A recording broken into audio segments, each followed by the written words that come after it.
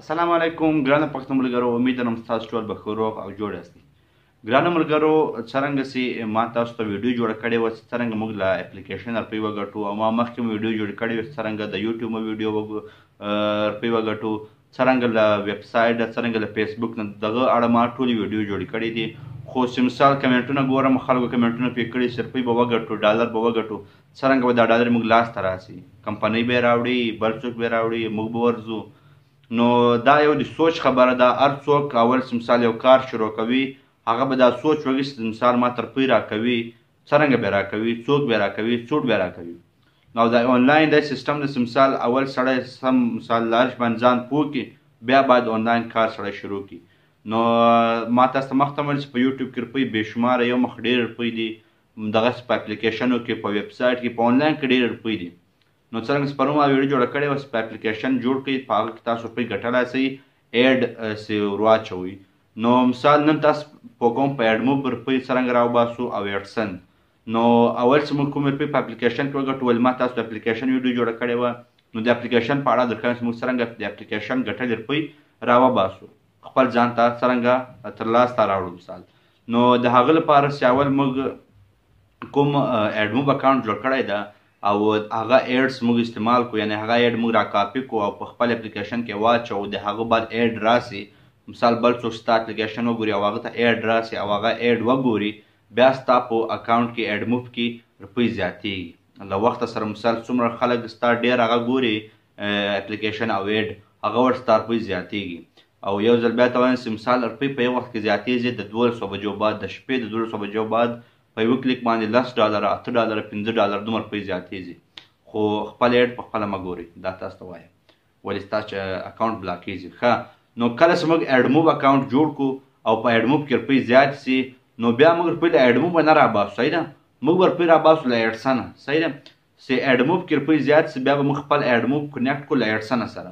نو تاسو چې ایډ موب خلاص کړئ، اسکه 3 لیکس لیکلي، په هغې کلیک کړئ، بیا لیکلي کنیکټ ټو ایډ موب، کنیکټ ټو ایډسن. نو په ایډسن مثال کنیکټ کړئ، صحیح ده. بیا چې کنیکټ سي له ایډسن سره، بیا د موږ روپۍ کوم ایډ موب ته راسي، مثال په ایډ موب کې 10 روپۍ دي، هغه 10 ډالره به هغه په ایډسن کې وي، صحیح ده. نو موږ روپۍ راباسو له ایډسنه، له ایډ موب روپۍ نه راوځي، روپۍ راوځي له ایډسنه چې، صحیح ده. مثال په ایډسن کې 1 ډالر سي، 2 ډالر سي، 3 ډالر سي، چې هر کله ایډسن کې 10 ډالره سي، صحیح ده. بیا موږ ته ایډسن یو پن رالېږي، یو کوډ رالېږي، صحیح ده. هغه کوډ به څرنګه رالېږي، هغه کوډ به مثال اول چې تاسو 10 ډالره پرسئ، بیا درته یو ایمیل تا ته راسي، مثال خپل ایډرس دې ویریفای کړه، ایډرس دې ویریفای کړه، چې تا ته موږ پن در ولېږو او د هغه بعد تا ته موږ روپۍ در ولېږو، صحیح ده. دا پن په دغه باندې درلېږي، مثال چې څرنګه دا سړی چې مثال څوک د موږ روپۍ ولېږو، آیا دا هغه سړی ده چې د چا اپلیکیشن ده، د چا د یوټیوب چینل ده، د چا ویب سایټ ده، دا هغه سړی ده که نه ده. نو مثال تاسو په هغه ټیم کې یو نوم راچوئ، پوره نوم او خپل نوم، هغه نوم چې تاسو په آی ډي کارت وي، لا ستاسو په لایسنس وي، په ډرایوینګ لایسنس، لا تاسو په پاسپورټ وي، هغه نوم به ورچوئ. د هغه بعد ایډرس ډېر ضروري ده، صحیح ده، 2 جهه ایډرس یې، هغه ایډرس به سم ورچوئ. او د هغه بعد څلورم راځي پوسټل کوډ، صحیح ده، یو زیپ کوډ هم ورته وایي، پوسټل کوډ ورته وایي. پوسټل کوډ هغه ورته وایي، یعنې تاسو څنګ ته چې ستاسو کور څنګ ته، تاسو په کلي کې یا ستاسو چیرې اوسئ، د هغه چې پوسټل کوډ څه شی ده، صحیح ده. هغه کوډ مثال څه شی ده. نو که تاسو ته کوډ نه وي معلوم، هغه به تاسو ولاړ شئ ګوګل ته او سرچ به کوئ، مثال چې زه په لاهور کې په دغه ځای کې اوسېږم، دغه ځای پوسټل کوډ څه شی ده، صحیح ده. هغه کوډونه د هر ځای لیکلي وي په ګوګل کې ستا، صحیح ده. نو هغه پوسټل کوډ به سم ورچوئ، هغه پوسټل کوډ چې واچوئ، د هغه بعد به اوکې کوئ، صحیح ده. بیا به مثال تاسو ته یو پن راځي، صحیح ده، هغه په 2 هفتې لا په 4 هفتې، دغومره ټایم ګوګل ورکړی، لا په 2 هفتې کې، لا په 4 هفتې کې ستا کور ته یو کوریر راځي، یو سړی به مثال تا ته دومره کاغذ درکړي، په هغه کاغذ به لیکلي وي 3 4 5 6 نمبر به لیکلي وي، صحیح ده، خالي نمبر به لیکلي، نور به یو شی هم نه وي لیکلي.